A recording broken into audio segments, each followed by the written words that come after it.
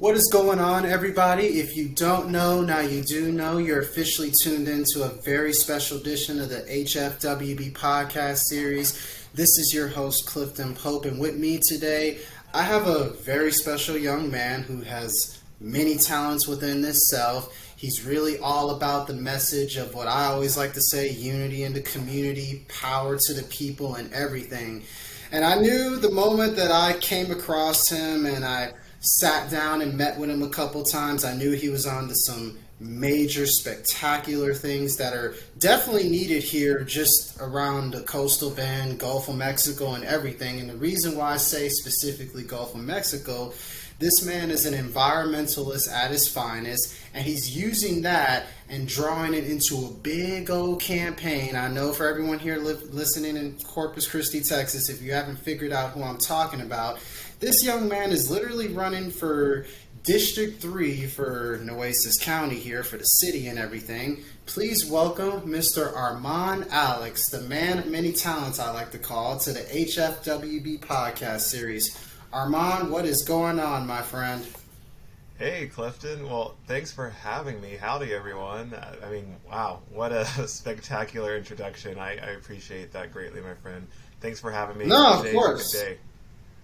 Yes, today is a good day. We're alive and breathing, and that's all that matters. But overall, for everyone who's listening to the HFWB podcast series, I don't think they understand as far as your overall mission, as far as what you're trying to do, as far as with just the environment, with just climate change, with education. I can go on and on and on, and I can go on and on as far as all the boards that you're part of and everything, but I'm going to go ahead and let you explain that yourself because you can do that better than me, Armon. But for those listening to the HFWB podcast series, Armon, what is your background and how did this all come about, man? Well, man, I feel like there's a lot that I could say. I mean, really my story, born and raised here in Corpus Christi, I'm 22 years young, and, ever since I was really little, I've always had such a strong connection with what's going on outside, in the parks, downtown. There's a really special story I like to tell of my father and I, whenever I was younger, maybe about, 8, 9 years old, we'd go down to the beach downtown in Corpus Christi, McGee Beach. And we would look for seashells often, and, we'd play this game of who could collect the most or who could collect the best. And, my father and I, in terms of what we were interested in seashells, we had, differing interests. And so for him, he liked these seashells that, had holes, maybe some algae on it, some seaweed, some barnacles, wear and tear. He really thought that these types of seashells had a story to tell. Me being so young, I really enjoyed finding the practically brand new looking ones, like if they had just came out of the store, thinking that they were nice and shiny. And, for someone that little, it kind of makes sense that I would want the, looking for the best. But I started to realize that if I would help my father out to find the seashells he liked, we'd stay at the beach and we'd be able to appreciate the scenery a little bit longer. Before my father passed away my senior year of high school, we had a conversation and we got to talk about that story. He goes, do you remember when we'd go down on the beach and we'd be collecting seashells? And of course I did. And he goes, that was something that I appreciate you a lot, is you go out of your way to put people's needs before your own, and you're a compassionate person, and I hope you continue to practice that as you continue to age. And, it was something that he saw in me even, before we went down to the beach and years later. And I think that that's probably where my love for our environment and my love for giving back to the community and making sure at the end of the day families can put foods on their table, because my values are family, honesty, and hard work. And I think that putting people's needs before your own kind of ties into those in many different ways. But the environment for me, why I'm an environmentalist, I think that for many people, if they're just getting exposed to the world of environmentalism, they probably initial reactions are, I have to go and hug a tree, or I got to plant a tree, or pick up plastic off. And I think environmental work goes so much more beyond that nowadays. People have probably heard of the word intersectional, And I think that the environmental movement right now is very intersectional, in that it touches on so many different types of parts of society right now. We can look at health disparities and how that intersects with environmentalism. We can look at climate change and how that intersects with environmentalism. We can look at gender inequalities. We can look at pay inequalities, employment. I mean, houseless issues. They all have an intersection with environmentalism. I think that one of the reasons why I'm an environmentalist is because I care about all of these things. I care about, making sure that families are able to get food at the end of the day, and make sure that their kids can get the proper education, and make sure that our streets are fixed, because I live here. This is my home. Yeah. My family has lived here in the Corpus Christi area for close to about 50 years, and my grandmother, she immigrated legally from Mexico here to the U.S. and worked really hard to put food on our table, and make sure that her kids could go to school with the right clothes on their back, and work sometimes 2-3 jobs at once. And that kind of hard work is something that we value in my family. And I decided to run for office because I decided that we need people with those kind of values to represent us in office. And so I decided to pick up the torch and run as the youngest candidate this year. Yes, and that's another thing I want to point out there, Armon. A lot of people who don't realize, who are listening to this podcast episode right now, Armon Alex, like he said, is 22 years old, and here he is. I'm just gonna bring up a couple of things that you're a part of, most importantly. For instance, the guy is a board member, the board of directors member for Earth Echo International. I mean, he's the director of youth engagement for Gulf Reach, all of these wonderful nonprofits to help benefit our environment for more diversity, equity, and just more, all these things that you were talking about: family, honesty, hard work. I mean, he's shaking things up so much to the point where he's over here bothering our own city mayor every single day. I mean, he's the vice chair of the mayor's environmental task force. I mean, come on now, all this at 22 years old. It's incredible, Armon. I mean, I'm 30 years old right now, and when I was 22 years old, my mind was nowhere near those things. So to see you ahead of the curve and just doing all of this now, it just goes to show you our future is bright in your hands as well. But overall, Armon, I want to ask you, as far as just your overall boards and everything and stuff. A lot of people don't realize you are actually just in Washington, D.C., literally fighting with legislators up there just to make sure we had the best possible climate change plans and all that stuff for the environment, just for the greater good. I mean, and you mentioned that it comes from your dad and everything. And do you feel like you kind of enhanced what your dad told you as far as just carrying it on with compassion? And do you feel like you got an additional spark to come along with that? I mean, where does it come from, man? I'm completely impressed. Well, first off, I appreciate you for acknowledging all of that work, Clifton. Certainly I never did. I didn't do all of these things just to add to some big list that I'm accumulating, but honestly, from the bottom of my heart, it was also just a passion for it. And I think that you're tapping into something really deep here in terms of me understanding why I do the work that I do. I don't think it was up really until that conversation with my father that I started to really begin that the root of all of my passion for environmentalism, or just caring for my neighbor, really does. Maybe it's genetic, but maybe it was just the way that I was raised. My mom and my dad really stressed the importance of looking out for each other and working hard and compassion. My father, was a very strong man, but he's also sensitive as well. He had a really big heart, as well as my mom. I mean, she is probably the best communicator I have ever met in my entire life. And I think that she does an excellent job of making friends of the cashier at HEB, making friends, of her neighbors down the street, or just, she's a hardworking lady too.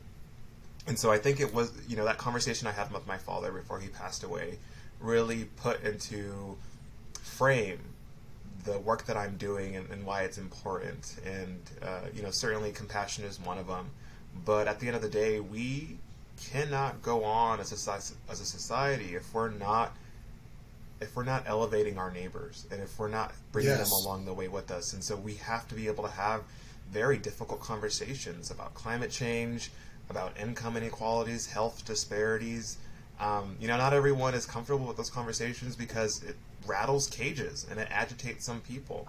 But I think ultimately, if we're wanting the very best of our community and we're wanting to see progress and if we're wanting to see, updates, we have to have these conversations. And, I thank my father for that. I thank my mother for that. And ultimately, I thank my family because, my father passed away when I was a senior in high school. My mom was a single mother. He lived in Dallas for quite some time. He's an amazing father. But, they just raised me separately. They still loved each other. And I say that because my family ultimately is a matriarchy. It is made up of very strong women. My grandmother divorced her partner when my mom was really young. My mom's the oldest. When my mom was really young. And so both my grandma being a single mother, my mom being a single mother, and then I have, 2 aunts. I was able to be raised by some very powerful women. And, there's a lot of qualities that came from that. But ultimately, I think that the root of environmentalism is making sure that we can leave something behind that is good for our future generations to come. And certainly compassion is tied in there too. Yes, that's the key word right there. It's just compassion and just showing passion and showing, like you alluded to, just caring about where you live and just where you're from and never forgetting about that as well. Which is why one of the main reasons why I love that you're campaigning for the area that I'm representing, which is, of course, the west side of Corpus Christi, Texas, that area and everything. So where did this spark come from, Armon, as far as you just saying, okay, enough is enough. I need to get onto the city council and work my way up the ladder, so to speak, with your campaign that you're doing? Earlier I had mentioned, and thanks for asking this question, earlier I had mentioned that environmental work these days, especially within the past at least 5 years, has been more of intersectional environmentalism. And we're starting to realize that caring for our environment, making sure our water is clean, our air is clean, it's an intersectional thing. And what I mean by that is there are communities of color, ours included, in our district, Clifton, as you know, that are disproportionately affected by pollution. We have to be able to acknowledge where that pollution is coming from. Unfortunately, here in Corpus Christi, we've got organizations, we've got companies, corporations, and heavy industry that are polluting our airs and our water. And, we were able to look at a study recently that was taking a look at the amount of people, the demographics, the spread of folks that are suffering from respiratory illnesses or asthma. And, it was quite alarming what I saw. Our brothers and our sisters that live closest to Refinery Row, which is along the port of Corpus Christi, that inlet, that is the heavily concentrated areas with people with respiratory illnesses. And I remember, growing up thinking one of the buffers that we have between ourselves, our community, and pollution is the EPA. For folks that don't know what the EPA is, it's the Environmental Protection Agency, and they are the ones that enforce and propose regulations against these polluters with water and air. And it goes really, the importance of that goes really deep in terms of acting as a buffer. But just this summer, if you folks remember, some extreme decisions were made from the Supreme Court of the United States. We could talk about Roe v. Wade, but more specifically for me, the decision to run for office came down to a decision with the Supreme Court versus, the EPA versus West Virginia. And this specific case was looking at the EPA's ability to regulate the West Virginia and the pollution and all of that stuff coming out of those refineries. Ultimately, the Supreme Court said no, EPA is not allowed to do this, and they completely gutted their regulations. And at that time, I'm thinking, growing up, I always thought the EPA was going to be our buffer, but the Supreme Court just ruled that they can no longer do that. Here in Corpus Christi, a decision like that ultimately immediately impacts vulnerable communities just like us here at home. And understanding and realizing that the folks that live closest to these areas of polluters are our brothers and sisters, people of color primarily. So this is a major issue that we need to be able to address, because this is unjust, right? So I decided that if the EPA is no longer able to act as that buffer between us and pollution, I'm like, surely someone on city council will, our Nueces County level will. And unfortunately, I cannot speak with confidence that that is the mindset of council members right now. They are not looking out as a buffer for us. They are all major supporters of pollution, of these industries, all in the promise of jobs. Just recently, the Coastal Alliance for Protecting Our Environment, they did a study that said when these corporations come into our town, they promise jobs. They get tax breaks because of these jobs. What we are sacrificing when we're giving into that, because we want jobs, of course, city leaders, they want jobs, totally understandable. I am pro-jobs. I want to make sure that our families have food to put on their tables at the end of the day. I value hardworking people, our taxpayers, and I want to make sure they have access to meaningful jobs, but jobs that don't sacrifice their health and their area and their families. That being said, this study specifically was looking at, is it worth it, the amount of jobs that they're promising with the tax breaks that they're getting. It was staggering to know that these corporations were receiving over $2 billion in tax breaks. Could you imagine what our city would look like if we were able to use those taxes that they owe us? Could you imagine what $1 billion would do to our streets, what $1 billion would do to our school districts, what $1 billion could do to make sure that we don't have houseless folks struggling on the street, to make sure our brothers and sisters are able to afford after school care for their children, keeping them off the streets and making sure they have opportunities to engage in jobs and extracurriculars after school. It's unfortunate, but these are the kind of conversations we need to be having on a city level, and I think that's ultimately why I decided to run for office, because we need people that are honest, experienced, and tough enough to be able to stand up to industry and continue to make sure that we still have jobs at the end of the day.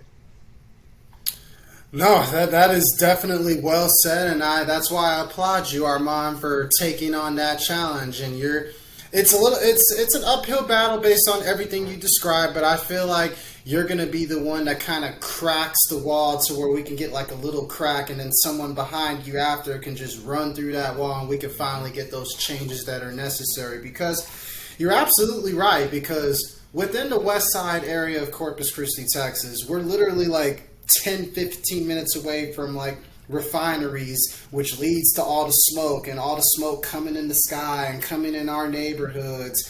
And then of course our neighborhoods are always filled with trash around the streets and all this stuff. So we just need to just come together and realize, hey, we have an issue, and we need to come together and fix this issue and put the right people in positions of power to where we can make moves to basically save our future. Because if we don't save our future now, we're literally going to have gray skies in the air filled with smoke. We're probably going to have water that's pretty much dried up potentially if we don't save that. And then when you see it dried up, you're going to see all the trash and everything, and you're going to think, man, we should have did something a long time ago. So Armon, I applaud you for the overall fight that you're taking on, as you know.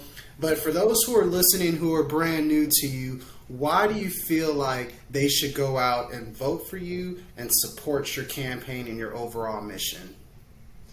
Well, I've heard a few different times there's a concern with the age, and Clifton, I appreciate you for mentioning the amount of experience I have, and being on the board of directors for it needs to be told, man. I mean, your list is way ahead of most people's list that I know, so I had to throw that out there for you. I want to be able to make sure that people that are listening that live in the District 3 area of here in Corpus Christi, and by the way, the District 3 here as of 2022 after redistricting, it's areas around the airport, West Oso, Moody, Carroll High School, Los Encinos area, Greenwood, all the way down to just about the London district as well. So a big part of the west side and a little bit of the south side, including a sliver of SPID going to Moore Plaza. And I would encourage you to find out on a map on Google. If you go to the city's website, you're able to find out District 3. mapping, so you can figure out who your representative is, and you can make sure that you're voting for the right person. I would encourage us to be educated voters when it comes to this November 8th election. I think most importantly, we need to make sure that we're getting out to vote and getting our friends, our families, our sons and our daughters registered to vote as well. The last day to do that and be able to participate in this year's election is on October 11th.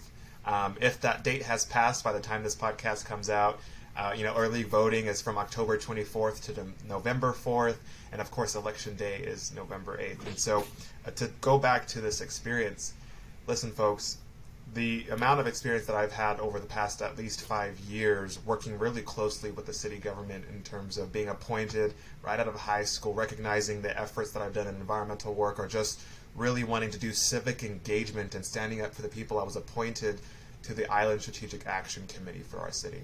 And basically the majority of our work those past 2 years were looking at pushing forward a development plan for the island. And time again, I made sure that we involved as much public input from our community as much as possible.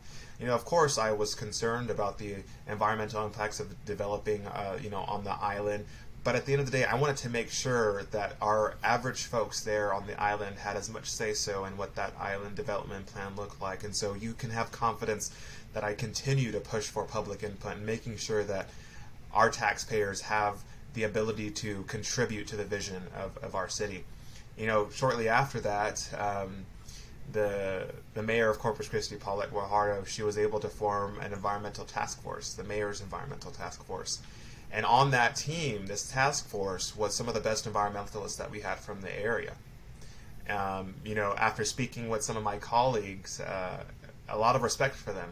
We were able to hold elections for officers for those positions. And being so young, I was probably 20 or 21 at the time, and they were able to elect me as the vice chair for the mayor's environmental task force, which means they had a lot of, I would assume respect, but ultimately belief in my ability to be able to contribute to the task force meaningfully. And I say that because that is just an example of the amount of experience that I have in terms of working with the city, making sure that the processes and the functions are understanding by me at least, so there's confidence in being able to maneuver in and out of those rooms and conversations, making sure that we stand up for our taxpayers, making sure that I am an honest public servant. I've got experience and I'm tough to speak up. I can't tell you how many times I've been in a board meeting, a coalition meeting, a council meeting, and been the youngest in that room. I have developed a really thick skin, and not only that, but certainly the ability to stand up for not only myself, but the people I care most about, and that's my family, as well as young professionals in our community, as well as my neighbors, especially folks here in District 3. And so you can believe in me in terms of wanting to stand up for you and speak on behalf of you if you're not there, because ultimately that's what we should trust in our representatives, to be able to stand up for you when you're not in a room, when it comes down to voting on budgets, when it comes down to voting on our streets. You can have confidence that I am honest, experienced, and tough, because I value things like family, hard work, and transparency. Yep, and to add on 2 more things, it's like basically you came in already with a chip on your shoulder, being the youngest, and I feel like you're already overcoming most obstacles that people haven't even overcome yet who are my age, 30 and above. And at the same time, you're proving, Armon, that you're never too young to make a difference in your city. I mean, fresh out of high school, in board meetings and coalition meetings, and becoming vice chairs, and you weren't even old enough to even have an alcoholic beverage legally yet. That just speaks astonishingly to the amount of accomplishments that you already are going through and everything, which is why I encourage everyone who's listening to the HFWB podcast series to go out and, number one, vote, because that's the most important thing. We need more minorities to go out and vote and make a difference, because enough is enough, and it's time to make a difference. I mean, it's been, 400 plus years that we've been suffering. It's time to break that chain. We can't keep the history going and repeating itself. It gets old and tiring and exhausting after a while. But overall, Armon, I want to ask you, if you had 3 key pieces of advice, since you are all about the environment, which that's one of the main things I love about you, by the way. If you have 3 key pieces of advice you can tell anyone, young or old, on how they can just start saving the environment from scratch, what would you tell them? Man, well, here's the thing. I think the environmental movement, like I said multiple times now, is an intersectional one, right? A lot of the issues that we care about, whether it's our streets, our pay, our social rights, there's all a tie into that. And ultimately, if you want to help protect our environment, you've got to speak up. You got to stand up, and you've got to vote. We can complain as much as we like. Surely, I certainly will call things out as they are. But if you are able, and if you are equipped, I urge you, register to vote. Make sure you are practicing that bare minimum thing of voting in candidates that you want to see do better and that you believe in. I think something's really important here also that I want to quickly mention is you're going to see a lot of signs everywhere on the streets. I don't know how to tell you this, folks, but it's not easy running for office. It's an expensive thing to do. My campaign is 100% grassroots, which means we only take money from folks like you and I, like Clifton, like our mothers, our neighbors, real authentic taxpayers here in our community. And I take pride in that because that sets me aside from the rest of the candidates running for District 3 as well as running for City Council, and that they take in money from bigger corporations, which ties them to self-interest and ties them to not voting on behalf of you. They're voting on behalf of the people in their pockets. So my campaign being 100% grassroots, you can have confidence in that I will be standing up for you if you vote for me for District 3. And, voting is a way that we're able to protect our environment. And I cannot stress enough that if you see something that is wrong, speak up. Reach out to your neighbors. Gather more information. Do some research. Educate yourselves. And ultimately speak up for what you're believing in. Because I think that we need more civic engagement right now in these times than ever before if we truly want to see change in our communities, because folks, we can do it. One of my favorite quotes from a wonderful public servant in Congress right now, they say, "We meet a machine with a movement." And I want to alter that a little bit. We meet corrupt machines with people movement. And I cannot stress you all enough that if we really want to see change in our community, on our streets, and our households, we need to be able to stand up and vote and make sure we stand up against these corrupt machines. And one way to do that is putting unity back in our community. Yes, indeed. We gotta meet one immovable force with the movable object, and we gotta find something to match it. And the best way, like you said, to take out a corrupt movement is bringing the people together against that corrupt movement to where the people can overcome that. Because it starts with the people and it's gonna end with the people. And it's like, if Armon hasn't said it enough, don't be afraid to speak up for what you believe in and for what you represent. And I feel like that's the fine line that entrepreneurs and politicians, they have in common. They're never afraid to speak up and represent what it is they believe in. We just need it more for the people versus their own self-interest and business and corporate ties. If we could minimize that and make it more about the people and the community, the world's going to be a better place at the end of the day, and I already could see it. But Armon, we're getting to the point of my podcast where I basically am going to ask you a list of questions, and I'm going to cater them a little bit to you, of course. First question that I have for you, Armon, is what is the first thing you do or think of every single day that you wake up? Well, thankful for another day. First off, I give some thanks for being able to wake up. I take a look outside and I appreciate the air that we breathe and the water that we can drink, and I'll send a text to my mother, give my mom a call, and see how they're doing to recalibrate myself. Sometimes I'll sit on the edge of my bed. I can either grab a book from my bookshelf, but ultimately the routine is to be thankful for what we have and remind myself of why I'm getting up every day, fighting for my family and fighting for change ultimately, because Corpus Christi is a beautiful, wonderful space, but we can always do better.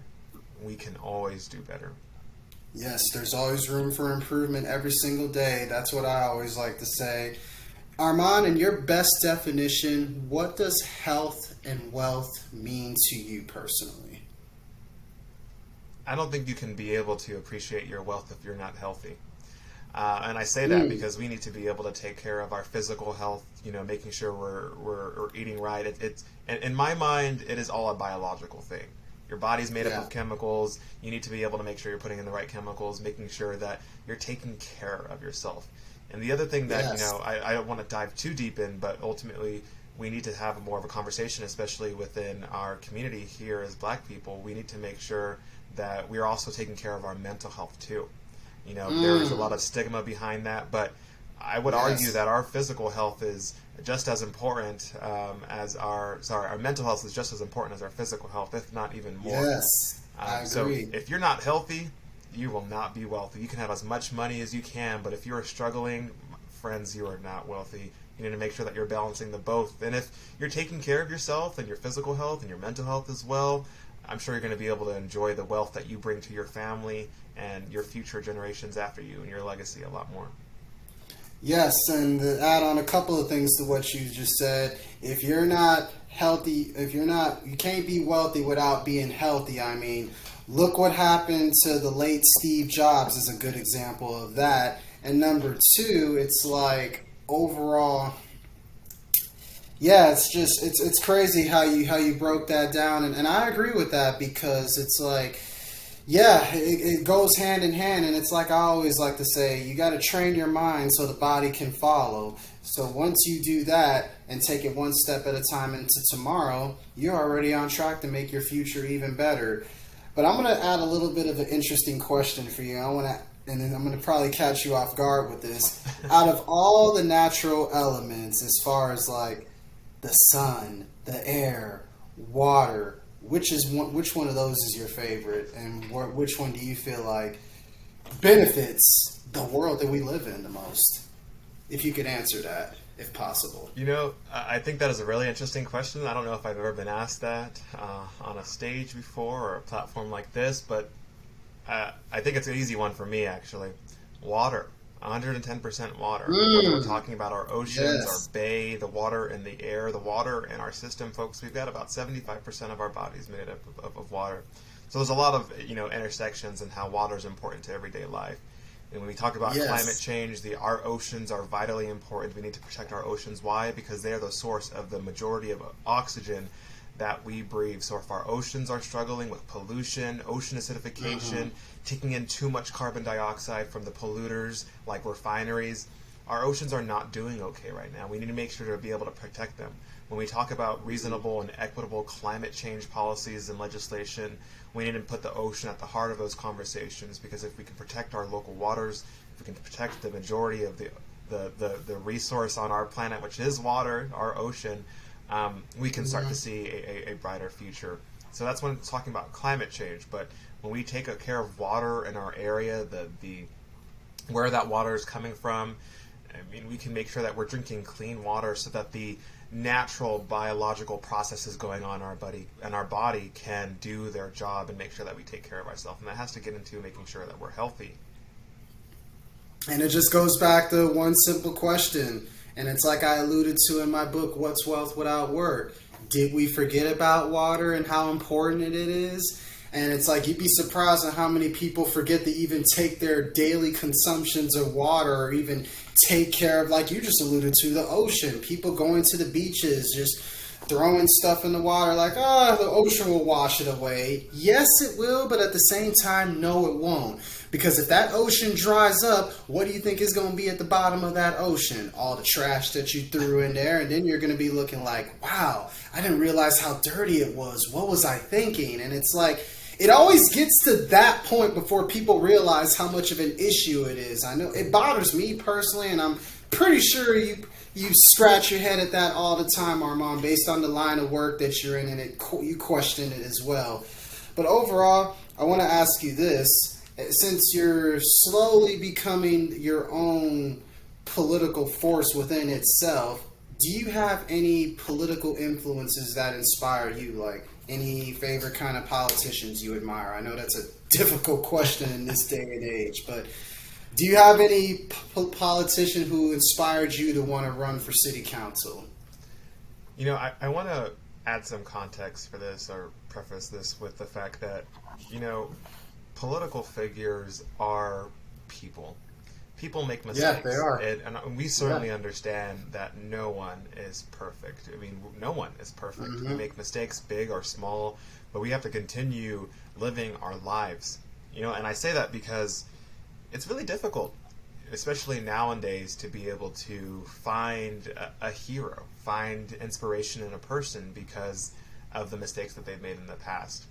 So I think I could I could list a few in my mind that I've appreciated some of the service that they've been able to give back to not only our country, but our state, or just here locally. But I don't think I'd like to do that. Instead, I want to emphasize the fact that my favorite political figures are the communities that put political figures in power. Because I think we have a responsibility as a people to influence politics. At the end of the day, our vote matters, and that ultimately is what puts power back into our community, puts the unity back in our community, and that's how we change the environments, the spaces, our neighborhoods, in our country and the world. And I respect that answer 100%, and I was not expecting it, but hey, I respect it as well, because it alludes back to your overall point. It starts with the people, because we're the ones who put these people in power to where they become famous figures to begin with, and you'd be surprised on how many times those people forget that. And I feel like we need more people like you, Armon, who are more grassroots, who are really out there in the community, going door to door, letting people know, hey, this is what's going on, this is what we need you to do, and just laying down the outline on how we can tackle all those things. But overall, Armon, when you're not doing all the things that you're doing on a regular basis, do you want to let the people know listening to the podcast right now, what are some of your favorite hobbies? Well, you know, if I'm not doing things with our government, I really do enjoy spending time with my family and my friends. So I'll find any excuse to make sure that I can spend time with them. That really does ground me. You know, I also really just enjoy fighting for the people, and the way that I do that is all of the nonprofits that I'm involved with. You know, you mentioned I'm on the board of directors for Earth Echo International. It's founded by Philippe Cousteau Jr. He's the son to the legendary underwater explorer. He's the grandson of the legendary underwater explorer Jacques Cousteau. I mean, that man was able to quite literally, pretty much pioneer the space for underwater exploration and scuba diving. And another nonprofit that I work with is the Gulf Reach Institute. I'm on the board of directors there, but as well as the co-executive director of the Gulf of Mexico Youth Climate Summit. And I really enjoy the efforts that we're seeing. You know, the Gulf South, which includes the U.S. states that are touching the Gulf of Mexico, as well as Mexico and Cuba. You know, I think what we've heard in just terms of looking at the Gulf of Mexico, it's been referred to as the toilet bowl of the U.S. Mm-hmm. We've got a lot of efforts protecting the West Coast, a lot of efforts protecting the East Coast, but we don't have a lot of efforts protecting the people and the environment along the Gulf South. And so my good friend and my Maggie Peacock, we were able to unite together and come to this realization that there are plenty of young professionals, young people that are just trailblazing the world of environmentalism in the Gulf South, but we don't have anything really to connect us, and certainly not anything, a platform for us to collaborate. So we created the Gulf of Mexico Youth Climate Summit. So to answer your question really shortly, I enjoy spending my time with my family and my friends, but really I enjoy spending even some other time with these nonprofits, because my hobby is my passion. Hey, and that's how you know you got something special, when the things you love doing as your hobby becomes your passion, in return becomes your profession, which leads to you being able to take care of, obviously, your family, and most importantly, make a difference. My last question for you, Armon, is quite a simple one, but an interesting one at the same time. If you had the opportunity to go back in time, right, talk to yourself, say, 10 years ago, what would you tell yourself? And at the same time, where do you see yourself personally in the next 10 years? Ooh, that's a good one. Man, where would I go back in time? What would I tell a younger self It's interesting. As much public speaking as I've done, as much engagement in public service, and just standing up in front of a room of people and speaking out passionately, ambitiously. When I was younger, my mom likes to tell this story quite often, actually. She'll tell my family and friends, or some of my friends whenever they're introduced to her.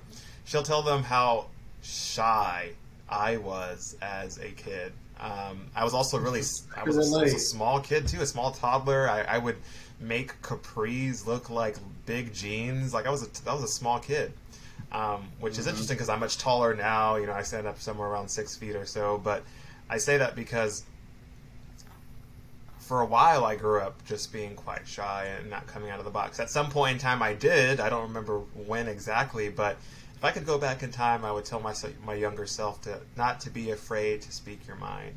Don't be afraid to love passionately. Don't be afraid to speak passionately. Don't be afraid to just get out there in the world and ask questions and be curious and engage with as many people as you can.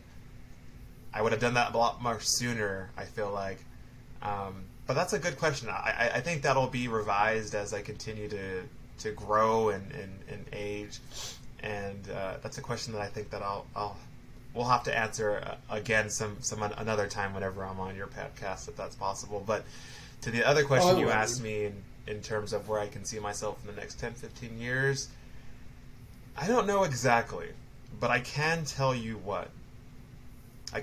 this, that my values will never change in terms of making sure my family's at the forefront, making sure that honesty is at the forefront, and staying tough and true to myself. Those values won't change.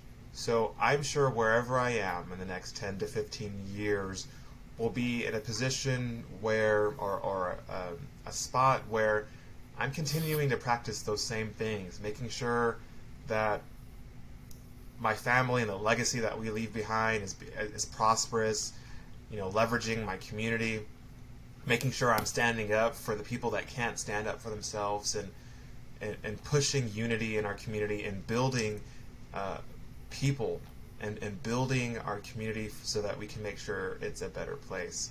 Those values will never change. But like I said, I think I'll be in a position still continuing to do that kind of work.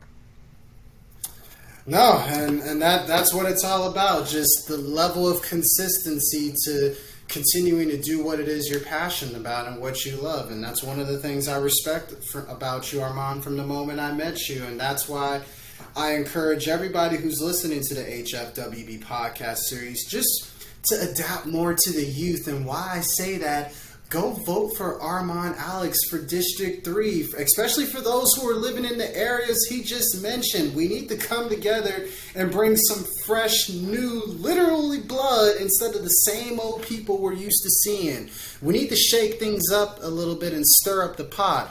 And Armon, go ahead and explain to the people, like you were mentioning, how they can do that, how they can get in contact with you, and how they can most importantly go out and vote. Once again, just for clarification, my name is Armon Alex. I'm running for City Council District 3 because I believe that everyone deserves a good quality of life here in our community. We can drink clean water, we can drink clean air, we can make sure that our kids and our sisters and our brothers can get to school safely, that our streets are repaired at a faster rate that they're being repaired right now, that we can diversify our economy by providing more jobs to our area, making sure that our young professionals stay here in our area. We can update our infrastructure, the pipes in our houses, our streets, our electricity, our utilities, without being able to increase the taxes on our taxpayers. We can decrease taxes. As a matter of fact, we can protect our environment, and we can promote government transparency. Those are my values. Those are my platform. Before I decided to run for office, I went ahead and went through my neighborhood and asked my neighbors what were their concerns. So I'm not running on a platform completely made up, pushed by me. I'm running on a community-based platform. All of the issues I'm fighting for, economic diversification, updating our infrastructure, protecting our environment, promoting government transparency, investing in our education, and a citywide climate action plan, all of those came directly from my community. And that is just an example of how I put community first and the people just like you and I, our mothers, our grandmothers, our fathers, our sons, our nephews, people first. And I believe those are the kind of individuals we need to elect in office. And so, folks, if you want to get more information about myself or the campaign, how to donate, contribute if you can, where to vote, I would encourage you to visit our campaign website. That's armonalexforcc.org. The way that you spell Armon is my arm is on, ARMON, Alex, ALEX, for cc.org. So armonalexforcc.org to learn more information about the campaign and get in touch and get engaged and get activated, because we need to make sure that if we want to change in our community, we need to make sure we're voting in people that will push for that kind of change. You heard it here first on the HFWB podcast series. And if we can learn anything from this episode today, it's simple, man. We gotta make sure we keep family first, number one. We always have to stay honest with ourselves and what's going on within our community in order to really make a difference. And we got to go through those tough times in order to gain enough experience to where it's like, okay, this is what we went through. This is what we should do. This is what we should not do. And we need to put a plan of action and make that action happen. And that's how we can get the change necessary. But overall, Armon, thank you so much for taking time out of your busy schedule to just be a part of the HFWB podcast series. It's been a pleasure, my friend. I appreciate it, Clifton. Keep doing this wonderful work and keep putting unity in our community. We need more folks like you and people that listen to your podcast to get activated. I appreciate it.